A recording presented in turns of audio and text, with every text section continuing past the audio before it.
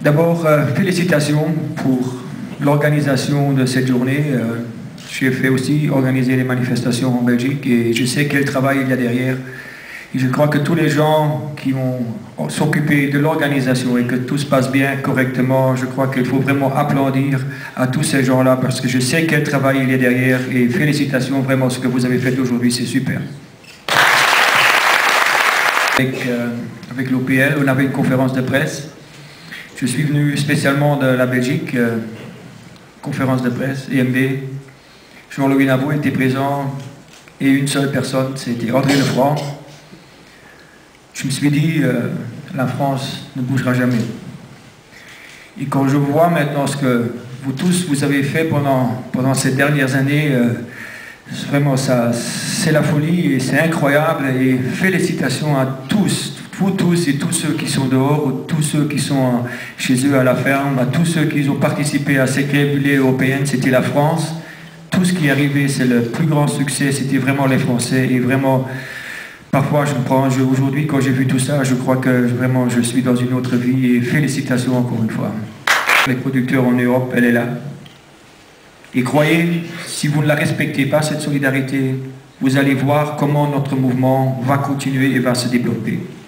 On a commencé, on ne va pas lâcher, c'est sûr et certain.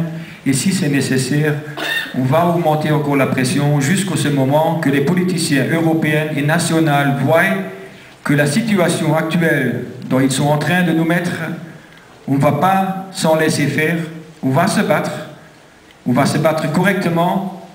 Jusqu'à présent, je crois qu'on a montré partout que ça passe correctement, mais s'il n'y aura pas un changement très court, je crois et j'ai peur vraiment que toutes les manifestations correctes vont changer. Et je crois que nous autres, on ne le veut pas, on veut un changement de système. On a fait beaucoup de choses, le changement de système est en route, mais maintenant c'est à nous de continuer cette pression-là. Avec tous les politiques qu'on a parlé, aussi avec notre ministre en Belgique, j'ai encore la rencontrée cette semaine-ci, et elle va prendre la présidence de l'Europe à partir du mois de juillet. Il faut qu'on continue à faire la pression, parce que la politique, elle ne peut pas réagir si nous autres, on n'augmente pas et si on ne montre pas qu'on est là. Alors aujourd'hui, je sais qu'il y a les Allemands ici qui comprennent presque pas, je suppose, presque pas de français. Und deswegen möchte ich auch ein paar Wörter an die deutschen Kollegen richten, die jetzt hier sind. Ich weiß, ihr seid noch viele draußen und ich bin wirklich froh, dass ihr hier seid und ich hoffe, dass ihr diese Impressionen, die ihr heute hier erfahren habt, dass ihr die mit nach Hause nehmt und die weitertragt nach Deutschland und den Leuten wirklich zeigt, welche Bewegung in Frankreich da ist. Und wir hoffen, dass wir euch mit solchen Aktivitäten auch unterstützen können. Quand on est chez soi à la ferme, parfois on est démoralisé, parfois on dit on n'a plus de courage. Et pour ça, vraiment, l'entretien des différents pays, c'est ça la grande force de l'EMB. Vraiment, on parle ensemble, on voit les situations comme ils sont à l'extérieur.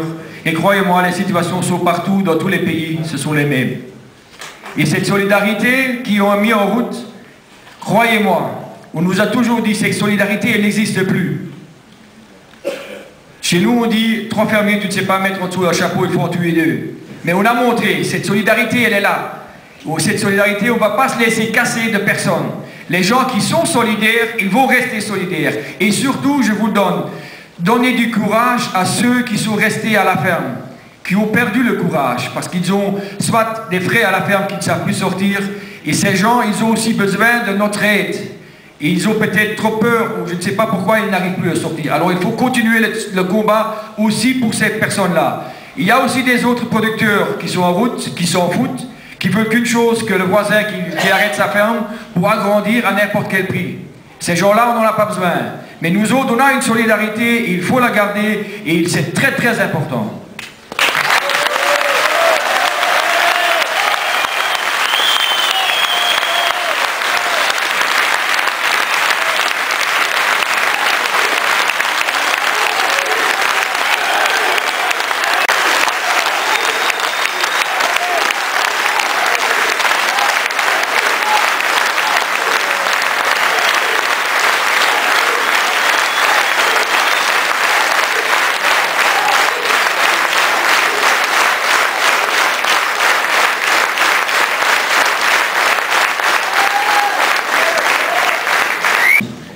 on n'a plus ça, toutes les exploitations, on n'a plus de valeur.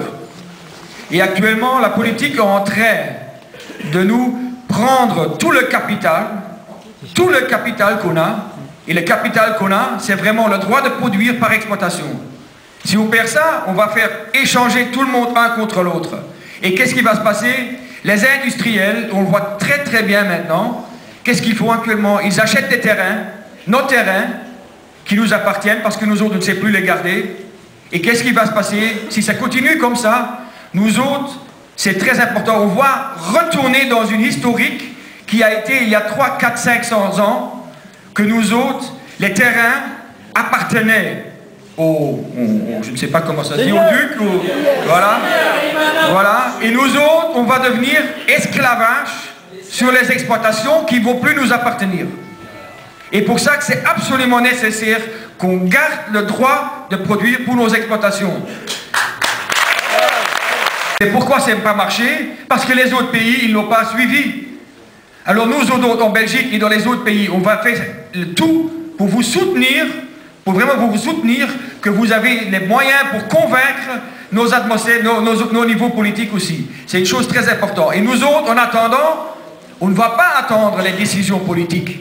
On n'a pas le temps pour attendre que les politiques vont se mettre en place. Alors l'Office du lait en France, le Milkboard en Allemagne, on va s'occuper nous-mêmes, on va prendre nos destins en main, on va se grouper dans un office du lait européen. Et c'est nous, les producteurs, qui vont être maîtres de ce jeu-là. On n'a pas besoin des politiques. Si vous laissez nous tomber comme ça, alors on va trouver notre propre règle. Et croyez-moi, on va y arriver. Hein. C'est sûr et certain. Et ce que vous avez vu aujourd'hui, c'est un 5e pas. Et on va aller jusqu'au bout, jusqu'à arriver que nous autres, on a un revenu correct à la ferme.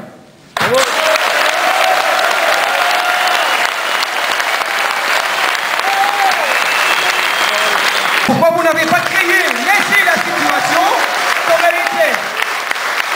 Vous savez, au niveau européen, augmenter chacun d'un pourcentage de la production, qui n'était absolument pas nécessaire.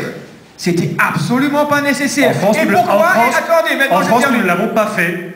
Oui. Et ça nous met en position difficile, on est bien d'accord. Et pourquoi vous créez cette situation? Et je peux vous le dire, vous voulez participer au marché mondial. Vous voulez rentrer des devises, de l'argent hors de l'Europe pour arriver à un équilibre entre l'export et l'importation. Et pour ça, vous vous en foutez à quel prix les producteurs du lait en Europe vont produire leur lait. Et je crois que vous le rendez pas compte que nous autres, tous les producteurs, sont en train de perdre nos fermes. On va continuer à produire sur des exploitations qui ne vont plus nous appartenir. Et c'est ça le grand danger. Ce sont les industriels qui vont se faire maître de la production. Et alors nous autres, on va rester esclavages sur les exploitations où on va disparaître. Et vous voulez cette situation-là. Et c'est volonté. Si, c'est volonté, c'est voulu. Il y a 1 an, la première fois que j'ai chanté avec Pascal Massol, je ne sais plus où c'était, Lève-toi le producteur, et que j'ai vu aujourd'hui, c'est la hymne. Et je veux encore vous laisser partir avec la pression et l'impression que nous, les producteurs, on est prêts, on va se lever, et pour ça, on va vous quitter en chantant « Lève-toi le producteur laitier, lève-toi ».